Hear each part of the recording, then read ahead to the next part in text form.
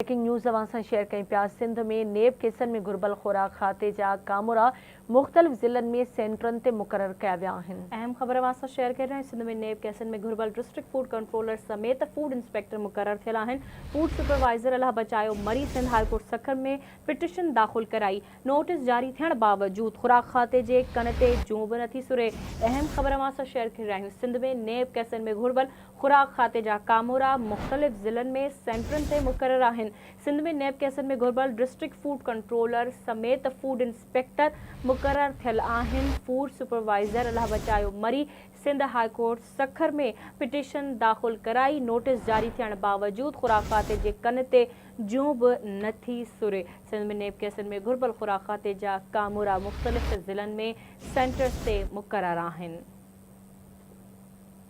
Breaking news अवां share कई पिया। सिंध में नेब केसनि में घुर्बल ख़ुराक खाते जा कामोरा मुख़्तलिफ़ ज़िलनि में सेंटरनि ते मुक़रर। सिंध में नेब केसनि में घुर्बल डिस्ट्रिक्ट फूड कंट्रोलर समेत फूड इंस्पेक्टर मुक़रर थियल आहिनि। फूड सुपरवाइज़र अल्लाह बचायो मरी सिंध हाई कोर्ट सखर में पिटिशन दाख़िल कराई आहे। तफ़सील मालूम कंदासीं कराची मां आवाज़ जे रिपोर्टर शाहिद मीर सहतो खां। जी शाहिद, कहिड़ा तफ़सील आहिनि, आगाह कजो।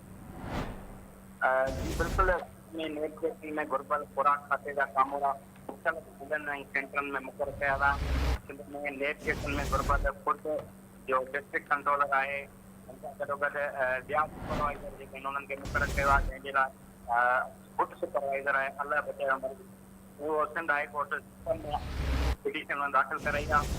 गॾो गॾु मां तव्हांखे ॿुधाईंदो वञा अहिड़ो बि इंचार्ज मुक़रर थियल आहे जेके 17 मिलियल आहिनि। उनजे मथां नेब जो कोई रेफरेंस दाख़िल थियल आहे। हुन सां गॾोगॾु डिस्ट्रिक्ट मुशर्रफ रोड ते UAFC आहे वसी जमात, उहो असिस्टेंट अकाउंट आहे ऐं नक्सल जेका 52 करोड़ जो नेब जो रेफरेंस दाख़िल थियल आहे। पर अहिड़े मामले ते फूड खाते ते का बि जेका अणॼाणी जो मुज़ाहिरो करे थो फूड खातो ऐं वॾे वज़ीर पारां इन मामले में नोटिस पतो वियो त जिन ते केस दाख़िल थियल आहिनि उन्हनि खे तफ़सील न जारी कई वञे, पर वॾे वज़ीर जे हुकुमनि खे बि पिणु फूड खाते जेको आहे उन छॾे छॾियो आहे। जी ठीक है शाहिद, अवां जी मेहरबानी अपडेट करण जे लाइ।